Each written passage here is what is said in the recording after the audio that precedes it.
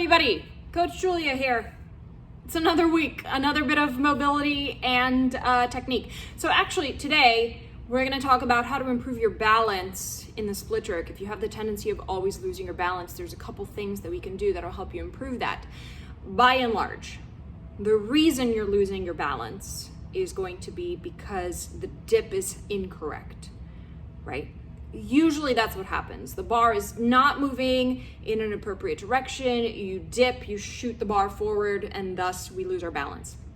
However, sometimes we just actually need to develop some stability in the split stance. So I'm not going to talk really specifically about like loading these movements because you can always do that. These are a little bit more remedial in a sense of if you really struggle with balance and it's showing up big time in your jerk, here's a few things we can do. Okay, so if you've been following along, you probably know that I like to start a lot of things with breathing exercises because it helps us become more aware of what's happening in our trunk, which is at the center, literally the core of everything else we do. So this particular exercise is actually going to help you work on your overhead mobility as we get into that breathing position.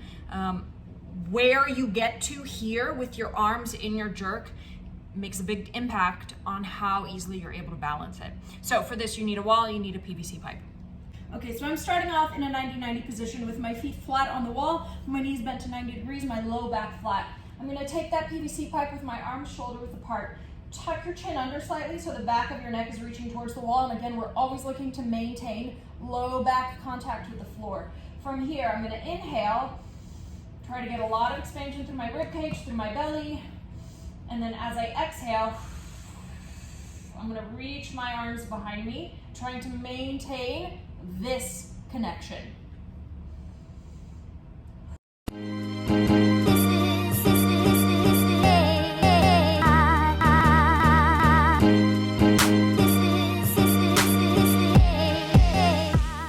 Big things to notice there is, are your arms moving backwards at the same time, or do you find that it's easier for one to get back than the other?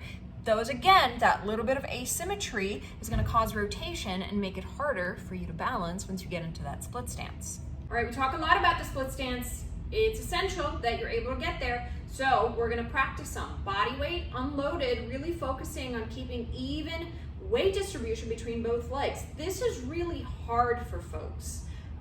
There is an overdependence on that front leg generally, so it's really important that we start to learn how to load the back leg. First, feet are always going to stay shoulder width apart, maybe even a little bit wider. We don't want to start to get into this really narrow stance. That obviously is a narrower base of support. It's going to be harder to balance. So we want to make sure that your feet are wide enough for this to make sense. You're going to go ahead and step 1 foot forward, 1 foot back, and come down to a half kneeling position.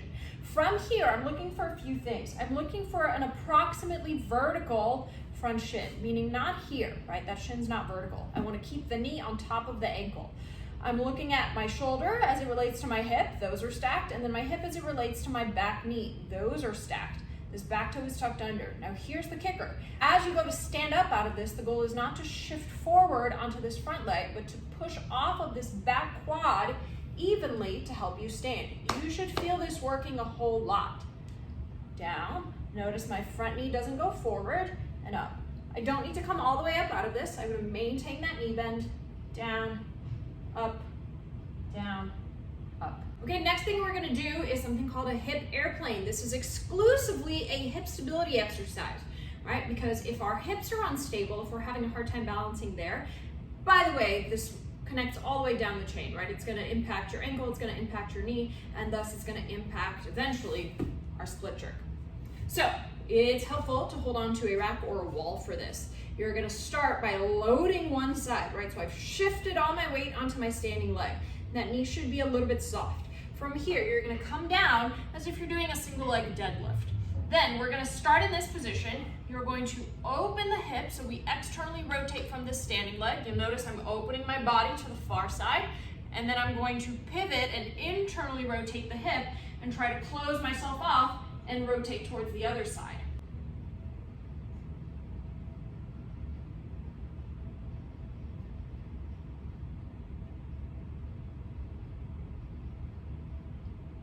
You'll notice my foot is working a lot. It connects up to my knee. It forces the control out of my hip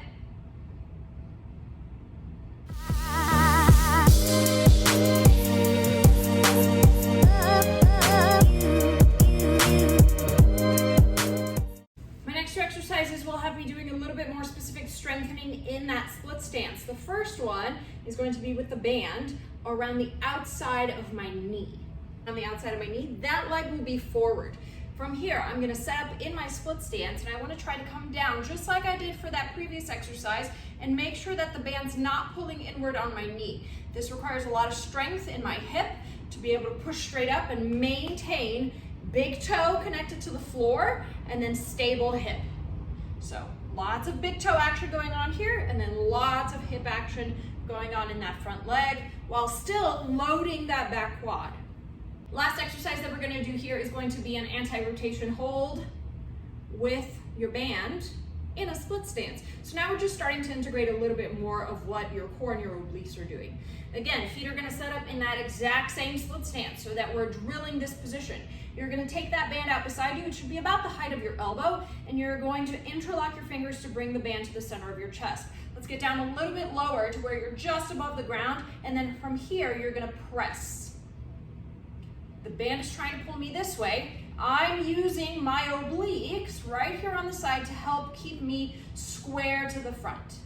All right, so for general health, I would probably do that stuff on both sides, right? So that we're developing our ability to balance and stabilize both legs. If you are a weightlifter and you're really struggling with your jerk stance specifically, maybe try these out on that side. But these are great things to incorporate into your general maintenance and mobility workout throughout the week. If you have questions, leave them in the comments. You should subscribe because I come out with videos every week. Sometimes they're mobility based, sometimes they're technical, sometimes they're surprises.